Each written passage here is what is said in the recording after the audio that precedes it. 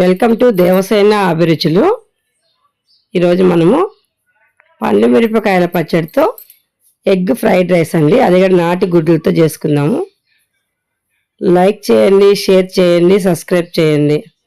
కొత్తగా మా ఛానల్ చూసే వాళ్ళు ఎవరైనా ఉంటే సబ్స్క్రైబ్ చేసుకోవడం మర్చిపోవద్దండి ప్లీజ్. పండు మిరపకాయలు సీజన్లో దొరుకుతాయండి. ఇవి సీజన్లో పండు మిరపకాయలు దొరికినప్పుడు ఈ విధంగా పచ్చడి చేసేసుకొని మనం పండుమిరపకాయలతో ఫ్రైడ్ రైస్ చేసుకుని చాలా బాగుంటుంది.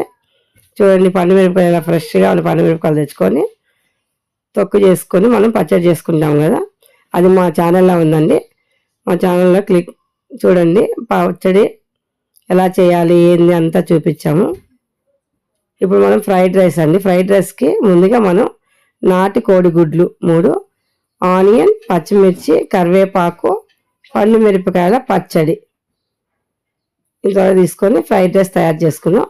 చూడండి, నాటు గుడ్లు అండి ఇవి. ఈ కలర్లో ఉంటాయి నాటు గుడ్లు, చాలా టేస్టీగా ఉంటాయి.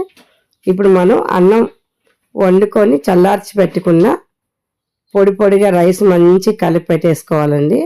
అన్నం బాగా చల్లారాలి.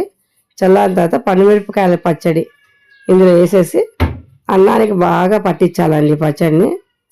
మీకు ఎంత కావాలో అంత వేసుకొని మంచిగా పట్టించేసేసి ఒకసారి టేస్ట్ చూసుకున్నారంటే మీకు ఎంత కారం కావాలని తెలిసిపోద్ది. అప్పటి వరకు చూసుకొని పెట్టుకోవాలి. ఇప్పుడు స్టవ్ మీద కడాయి పెట్టుకొని కడాయిలో ఆయిల్ వేసుకున్నామండి. ఆయిల్ కొంచెం హీట్ ఎక్కిన తర్వాత పచ్చిమిరపకాయలు, సన్నగా చాప్ చేసుకున్న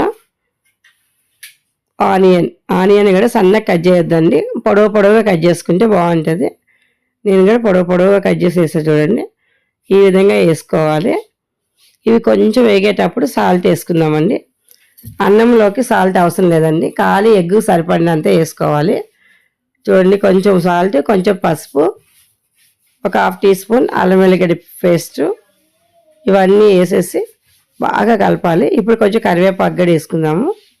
ఫ్రైడ్ రైస్ కాబట్టి కరివేపాకు వేస్తే బాగుంటుందండి. ఈ ఆనియన్ కొంచెం వేగేంత వరకు వేయించుకొని కొంచెం వేగిన తర్వాత మనం తీసుకున్న గుడ్లను కొట్టి పోసుకోవాలండి. మీకు ఎన్ని గుడ్లు కావాలంటే అన్ని కొట్టుకోవచ్చు. నేనైతే ఒక 3 గుడ్లు కొట్టి పోస్తున్నాను, ఒక ప్లేట్ మీల్స్ చేస్తున్నాను కాబట్టి. చూడండి, కలర్ ఎలా ఉన్నాయి చూసారా? నాటి గుడ్లు ఈ కలర్లోనే ఉంటాయండి. మనకి ఇక్కడ దొరికే చాలా కష్టం. పల్లెటూరులో అయితే బాగా దొరుకుతాయండి నాటి గుడ్లు, చాలా బలం ఇవి. నాటి గుడ్లు దొరకవు సామాన్యంగా, దొరికితే ఖచ్చితంగా మీరు కూడా తినండి. చూడండి, ఈ విధంగా అన్ని గుడ్లు కూడా కొట్టిపోసేసుకున్న తర్వాత మనం ఈ గుడ్లన్నింటినీ కూడా బాగా కలిపేసుకోవాలి. ఎగ్ బాయిల్ అయ్యే వరకు బాగా వేపుకోవాలండి. మనం పోసిన ఆయిల్లోనే వేపుకోవాలి. చూడండి, ఆయిల్ కొంచెం కనిపిస్తుంది కదా బయటకు, అంటే ఎగ్ ఉడికిపోయింది. ఇప్పుడు మనం కలిపి పెట్టుకున్న పండుమిరపకాయల మిర్చి రైస్ ఇది కూడా ఇందులో వేసేసి బాగా పట్టించాలండి. ఎగ్గు బాగా కలిసే వరకు బాగా కలుపుకోవాలి. మనం వేసిన రైస్ మొత్తం కూడా బాగా వేడయ్యే వరకు వేపుకొని